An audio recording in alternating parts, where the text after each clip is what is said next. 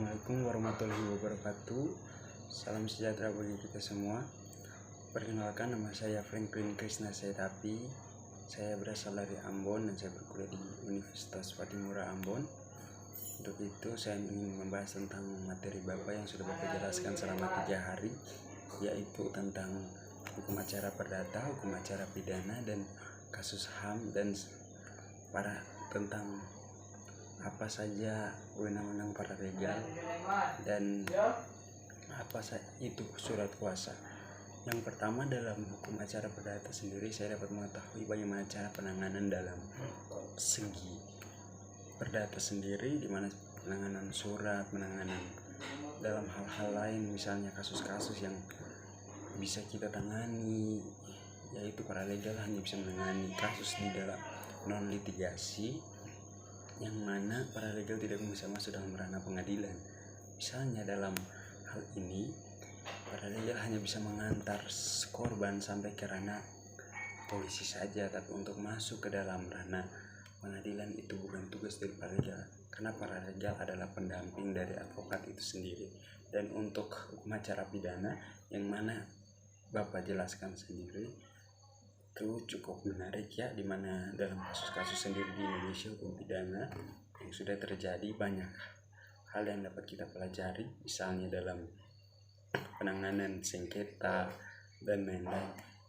Dan untuk perdata sendiri saya melihat dari kesimpulan yang sangat bagus sekali dari Bapak, yang mana Bapak pernah menangani kasus Rempang yang cukup besar juga dan cukup viral juga di Indonesia sendiri, di mana kasus tersebut juga saya baru mengetahui bahwa Bapak dan para tim telah menyelidiki kasus tersebut dan menangani kasus tersebut.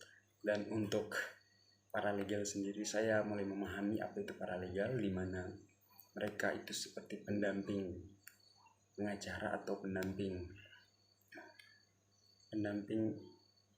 korban untuk bisa menyuarakan suara dalam hukum, di mana kita sebagai perwakilan untuk menjalankan atau memberikan bantuan kepada masyarakat yang tidak mengerti hukum secara non litigasi, ya seperti itu. Dan untuk paralegal sendiri, yang saya tangkap dalam hal ini dapat mengatasi kasus-kasus yang ya bisa di luar pengadilan, bisa berkomunikasi bersama masyarakat, dan bisa menjadi bagian yang penting dalam masyarakat tentunya dalam penanganan paralegal sendiri. Dan untuk pembahasan terakhir mengenai apa itu surat SK atau surat kuasa untuk bisa menjadi paralegal, saya baru ketahui bahwa saatnya untuk mendapatkan surat itu harus ada persetujuan dari LBH sendiri, di mana sudah mengikuti seleksi dan sudah bisa menangani kasus, sudah mengerti apa itu hukum, sudah mengerti apa itu sengketa, sudah mengerti apa itu hal-hal lain di dalamnya. Dan mungkin itu saja dari saya selaku